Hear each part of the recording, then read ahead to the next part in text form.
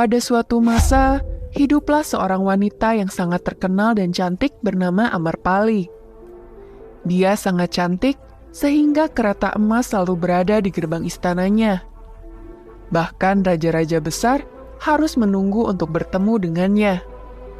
Dia adalah seorang pelacur, tapi dia telah menjadi sangat kaya sehingga dia bisa membeli kerajaan. Namun, jauh di lubuk hatinya, dia menderita. Di dalam tubuh yang indah itu, terdapat pula jiwa yang indah di dalam dirinya yang merindukan cinta. Orang-orang memanggilnya Nagarwadu, yang berarti istri dari seluruh kota. Suatu hari, ia sedang berdiri di balkon rumahnya dan melihat seorang biksu muda yang tidak memiliki apa-apa, kecuali sebuah mangkuk kosong. Meskipun sang biksu muda tidak memiliki harta benda, ia memiliki kehadiran, kesadaran, dan rahmat yang luar biasa. Saat Amarpali melihatnya, Amarpali terpikat oleh pesona biksu muda itu. Lalu, Amarpali bergegas menghampirinya dan berkata, "Oh biksu, terimalah makanan di rumah saya." Biksu muda tersebut menerima undangannya.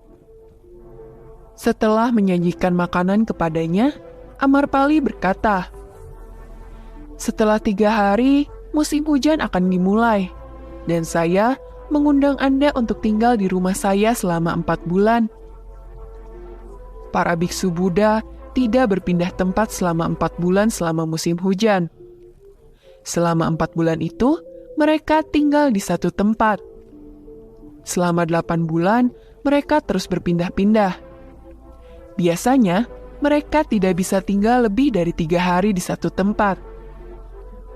Biksu muda itu menjawab, "Saya akan bertanya pada guru saya. Jika ia mengizinkan, saya akan datang." Setelah mengatakan hal ini, ia pergi dari sana. Sebelum biksu muda tersebut sampai di tempat pertemuan, rekan-rekannya yang melihat hal ini bergegas mendatangi Buddha Gautama dan berkata, "Biksu muda itu harus dihentikan. Amarpali telah mengundangnya ke rumahnya untuk tinggal selama 4 bulan, dan seorang biksu yang tinggal di rumah seorang pelacur tidaklah benar." Buddha Gautama berkata kepada mereka, "Diamlah, biarkan dia menjelaskan." Biksu muda itu datang menyentuh kaki Buddha dan menceritakan seluruh kisahnya. Ia berkata, "Seorang wanita telah mengundang saya untuk tinggal selama 4 bulan pada musim hujan di rumahnya. Setiap biksu akan tinggal di suatu tempat di rumah seseorang selama 4 bulan. Saya juga harus tinggal di suatu tempat selama 4 bulan. Oleh karena itu, saya memerlukan izin Anda untuk pergi ke sana dan tinggal di sana.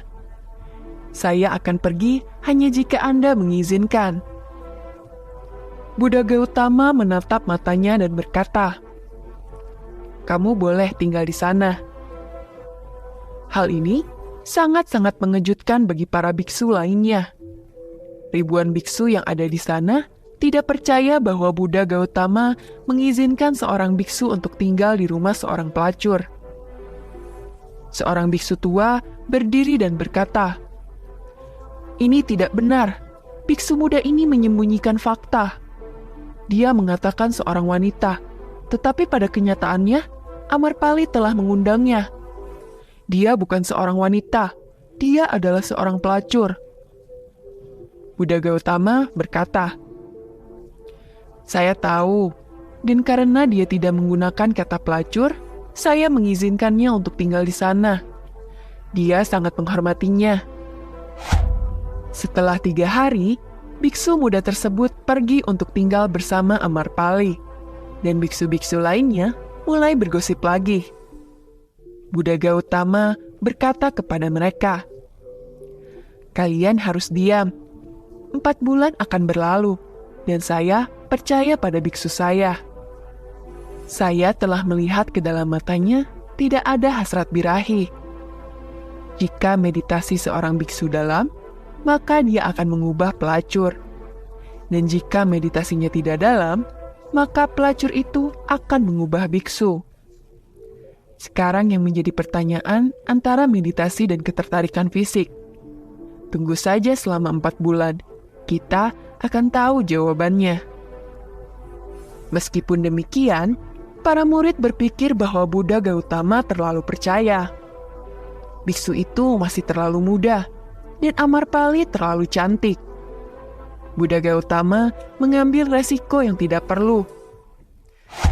Bagaimanapun itu, 4 bulan sudah berlalu, dan setelah 4 bulan, biksu muda itu kembali dan menyentuh kaki Buddha.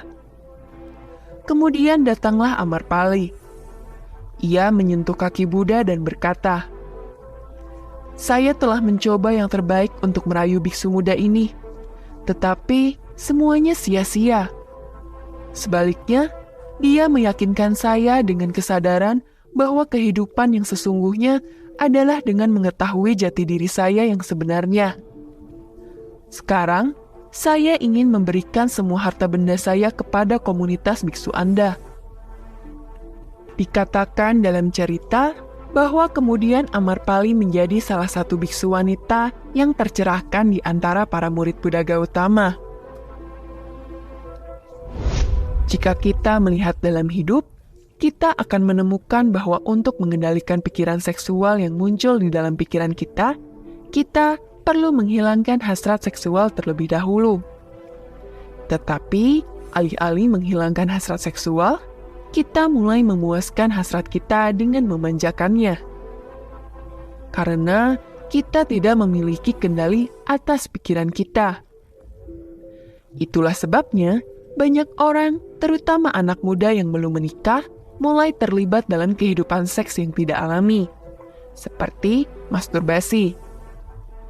Tetapi mereka lupa bahwa sperma adalah energi. Jika seorang pria dapat menghemat energi ini, maka ia dapat mencapai kesuksesan besar dalam bidang apapun.